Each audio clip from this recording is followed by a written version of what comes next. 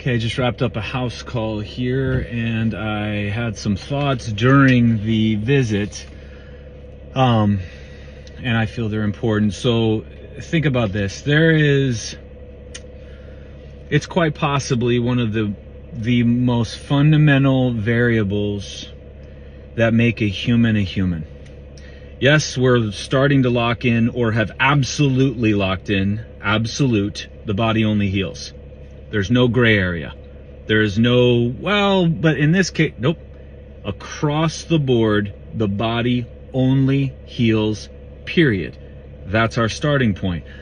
Along with that human aspect comes, because what that healing looks like, I don't know. It's based on that person.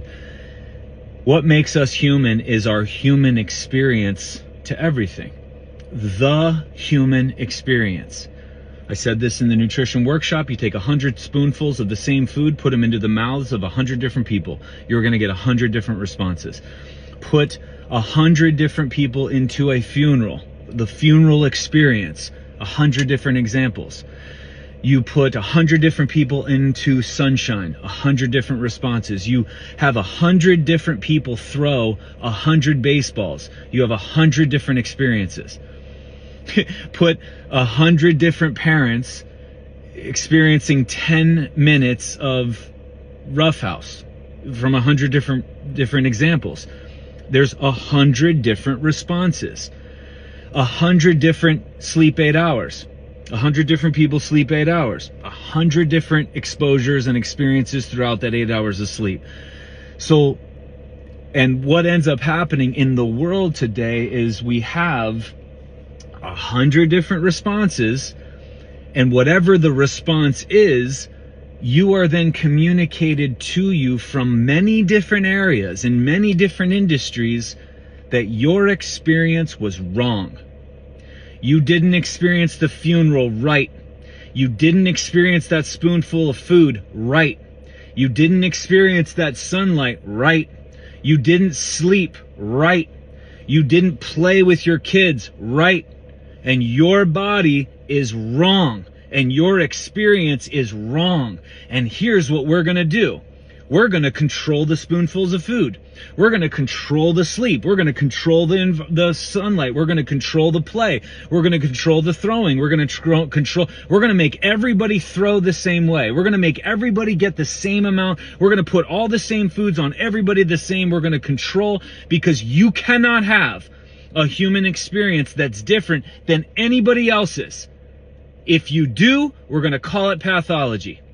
If you do, we're going to call it a genetic anomaly. If you do, we're going to call it unnatural. If you do, we're going to call it wrong. We're going to call it ill. We're going to call it disease. We're going to call it form. We're going to say, and we're going to convince you that this is right and you are always wrong. Your body's responses are wrong.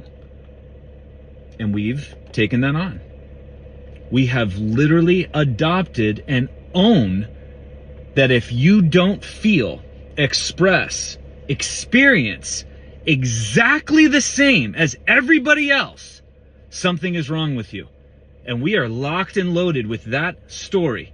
Whether it's throwing baseballs, whether it's tackling, whether it's walking, whether it's running, whether it's morning routines, whether it's light, whether it's leisure, whether it's raising kids, whether it's consuming food, whether it's what you do for a job, whether it's 100 different people reading a love letter, 100 different experiences, 100 different people getting in a breakup or a divorce, 100 different experiences. Whatever your body's response is, it's wrong. That is one of our greatest superpowers. Superpowers in the basic human fundamental is the human experience of you experienced it unlike anybody else. I used to do this when I would speak publicly. I would call out the people in the front 2 rows and do this whole thing on how we're going to dance and we're going to do this thing and we're going to do 10 seconds each person, and they freak out.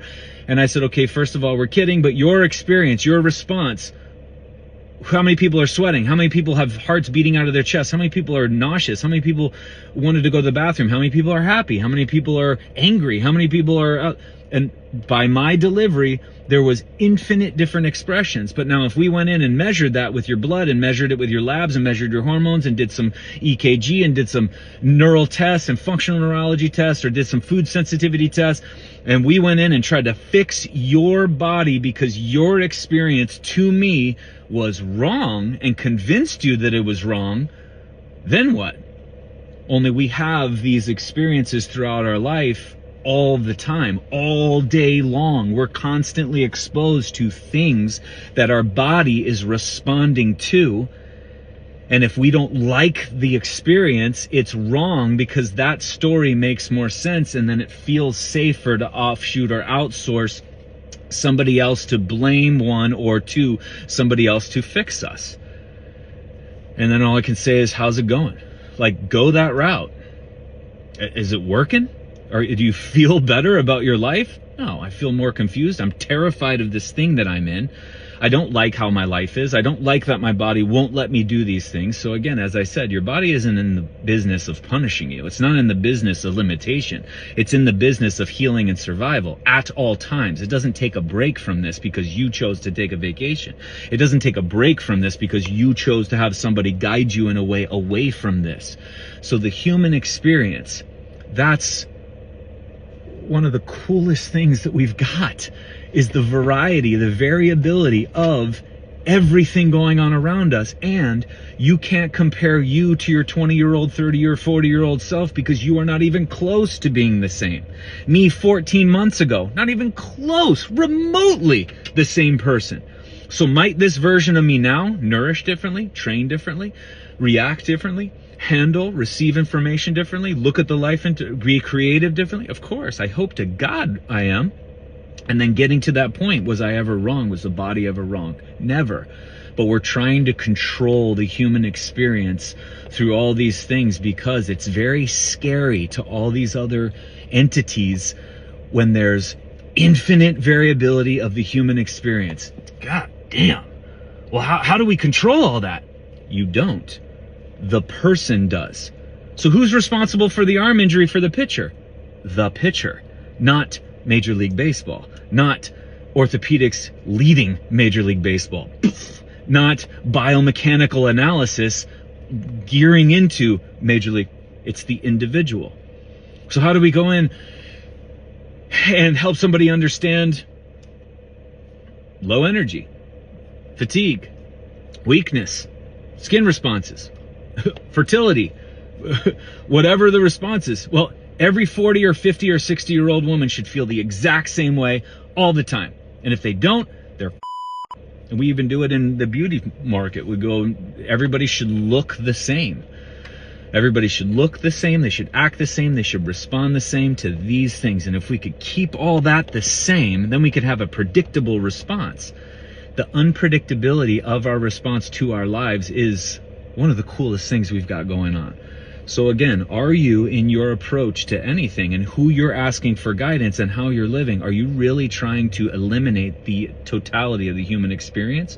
Or are you using it as one of your greatest strengths, of one of your greatest, it's not even a superpower. It's just the basic, everybody's got it. We all have it and it can't be taken away. So just think about that.